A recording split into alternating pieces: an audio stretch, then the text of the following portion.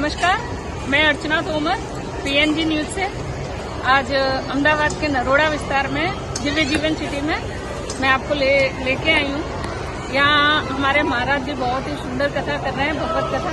तो मैं महाराज जी से कुछ पूछना चाहती हूँ। महाराज जी, आज के जीवन में भगवत कथा का क्या महत्व है? रिपोर्टर अर्चना तोमर ने पूछा कि भागवत कथा का क्या महत्व है। तो देखो, मैं थोड़े समय में ज्यादा समझाने के लिए केवल इतना बता पाएंगे कि ठाकुर जी की कथा है। इसको लगभग हर व्यक्ति जानता होगा कि ठाकुर जी ने क्या क्या किया, क्या लिया। तो भागवत कथा केवल इसलिए नहीं है कि ठाकुर जी की लीलाओं का गुणानुवाद कर रहे हैं, आप लोग सभी जानते हैं। ठाकुर जी की कथा आज के समय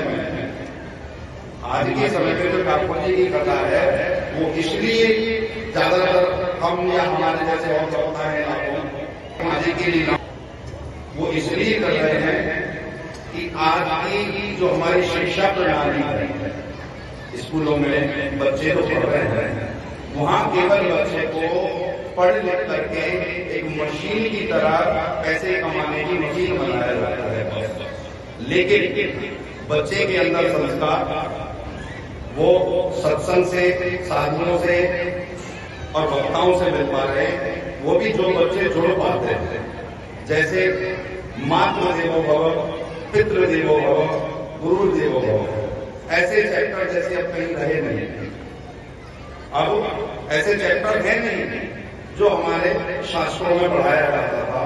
माता ही देवी है, पिता ही देवता हैं और गुरु ही भगवान है। जब तक हम अपने भारतवर्ष के अंतर्गत अपने बालकों में ये नहीं जगा पाएंगे कि माँ ही देवी है, पिता ही परमात्मा है और गुरु ही भगवान है, तब तक वो व्यक्ति, वो जो बच्चा है, पढ़ लिख करके एक मनुष्य नहीं बन पाएगा। और जब तक वो मनुष्य नहीं बन पाएगा, इसी के एक कारण हमारे सामने आता है कि बच्चे पढ़ लिख करके कमाने योग्य होते हैं जब, तो विदेशों में चले जाते हैं कमाने के लिए। माँ बाप से कोई मतलब नहीं, माँ बाप घर में भूखे रहे, प्यासे रहे या बच्चों का इंतजार करते रहे, बच्चे आ रहे होंगे नहीं आ रहे होंगे, उन्हें कोई मतलब नहीं। और तो और बड़े बड़े घरों के हमने बुजुर्गों को कई बार अनाथ आश्रमों में देखा है, जिन्होंने अपने बच्चों पे करोड़ों खर्चा किया पढ़ा लिखा करके और वो विदेश भी चले गए। हम बच्चों पर करोड़ों खर्च करें, अच्छी बात है, क्योंकि बिना पढ़े लिखे का तो कोई महत्व नहीं है, पढ़ाएं लिखाएं, लेकिन अपने बच्चों को उसके साथ में संस्कार अवश्य है।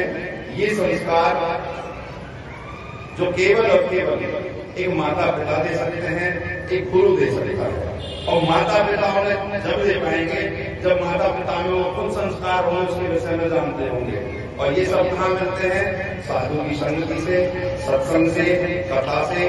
हमारे शास्त्रों में सबसे बड़ी चीज क्या है कि हमारे शास्त्रों में यही सिखाया गया है कि जीवन मनुष्य का, जो हमें मनुष्यता का जीवन मिला है, उसे मनुष्य की तरह जिए और अपने कर्तव्यों को निभाएं।